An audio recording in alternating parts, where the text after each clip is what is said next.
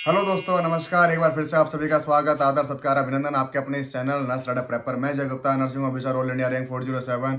एक बार फिर से आप सभी का स्वागत करता हूं, सादर आमंत्रित करता हूं। दोस्तों, बहुत सारे बच्चे सवाल कर रहे हैं सर नॉर्सेट 10 के लिए सर कुछ बता दीजिए, नॉर्सेट 10 के लिए सर क्या पढ़ें, सर नॉर्सेट 10 के लिए क्या हम स्ट्रेटजी प्लान करें। तो मैं आज जो आपने थंबनेल देख लिया होगा किस मेजर सब्जेक्ट से क्वेश्चन आने वाले हैं।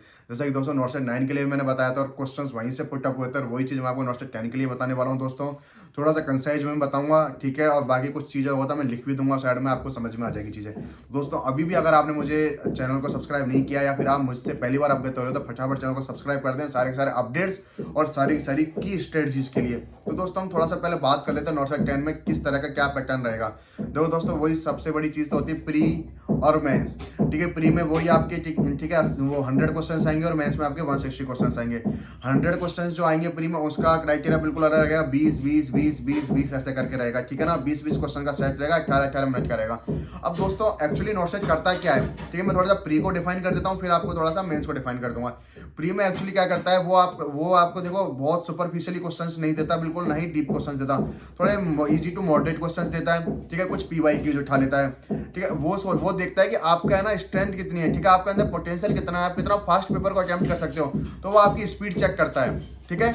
आप कितना अच्छे से पेपर को स्पीड के साथ है ना स्पीडली आप उस पेपर को अटेम्प्ट कर रहे हो। तो सबसे अच्छा इसका तरीका है, जो क्वेश्चन आपको आता है अटेम्प्ट किया वरना स्किप किया, आता है अटेम्प्ट किया स्किप किया, आता है अटेम्प्ट किया वरना स्किप किया, ये स्ट्रेटजी आपको फॉलो करनी है, ठीक है। उसमें आपको क्या बच्चों को फिल्टर करता है नॉर्सेट 10, नॉर्सेट 10 या नॉर्सेट 9, कोई सा भी नॉर्सेट हो, वो क्या करेगा बच्चों को फिल्टर करेगा। अच्छा ठीक है ना, अपने पास 80,000 बच्चे हैं, अपन को 80,000 तो नहीं चाहिए, अपन को फिल्टर करने, ठीक है। ये अपना कैटेगरी वो अपने कैटेगराइजेशन कर दिया कि इतने परसेंट से ऊपर जनरल के लिए चाहिए, इतने से ओबीसी चाहिए और इतने से ऊपर SC ST चाहिए। तो उसने कैटेगराइजेशन कर दिया इस चीज का, ठीक है। जैसे ही उसने कैटेगराइजेशन किया तो आपको पता लग गया, ठीक है ना। कैटेगराइजेशन करते ही कि हाँ भाई ठीक है ना कि 80,000 बच्चे 80,000 बच्चे एग्जाम दे रहे हैं, तो ठीक है 11 12 16 17,000 बच्चे आपके निकल के आ गए, वो देंगे सिर्फ और सिर्फ मेंस का एग्जाम, ठीक है। ये चीज क्लियर आ गई आपकी।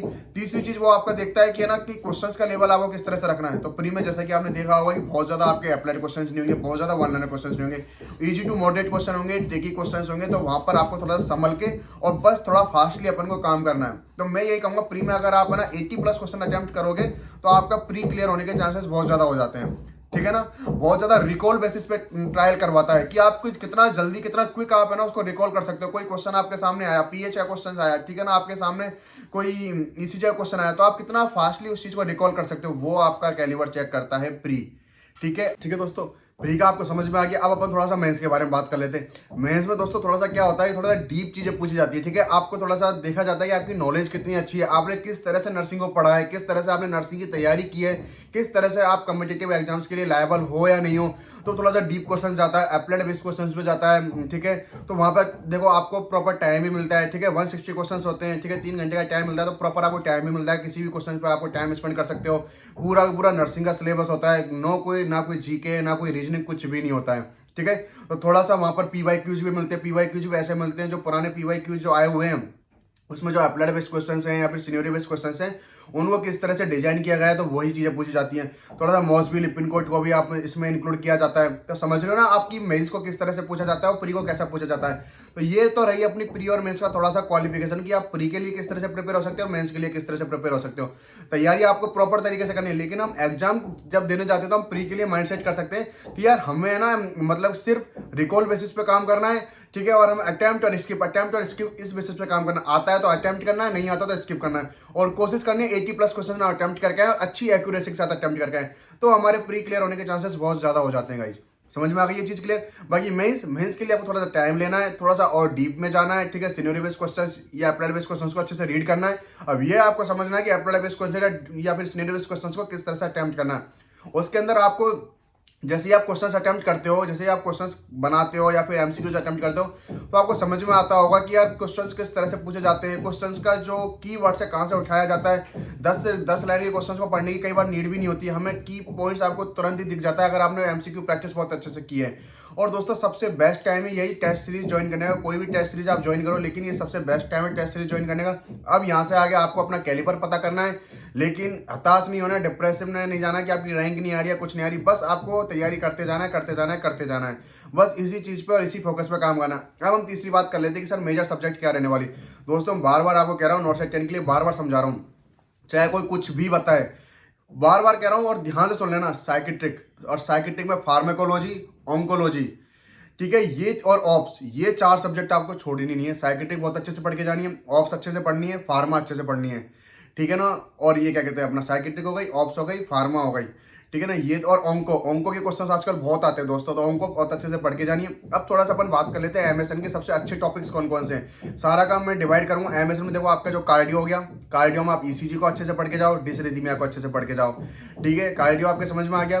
दूसरा अपन रीनल में एकेडी और सीकेडी को आपको अच्छे से पढ़ना है, ठीक है। और उसके अलावा जो प्रोस्टेट वाला टॉपिक है वो आपको थोड़ा सा अच्छे से पढ़ना है। ग्लोमेरुलोनेफ्राइटिस वगैरह ऐसे क्वेश्चन ऐसा नहीं आते हैं, ठीक है। उसके बाद अपना आता है देखो स्केलेटल से सच क्वेश्चंस नहीं आते हैं, ठीक है। एक आध क्वेश्चन आता है वो आपका रूमेटिक आर्थराइटिस है, रूमेटॉइड आर्थराइटिस या फिर ऑस्टियोपोरोसिस, यहाँ से क्वेश्चन बन जाता है, ठीक है। उसके बाद आपका आता है रेस्पिरेटरी एक्चुअली क्या है आपका फंडा को भी क्लियर करता है, समझ रहे हो।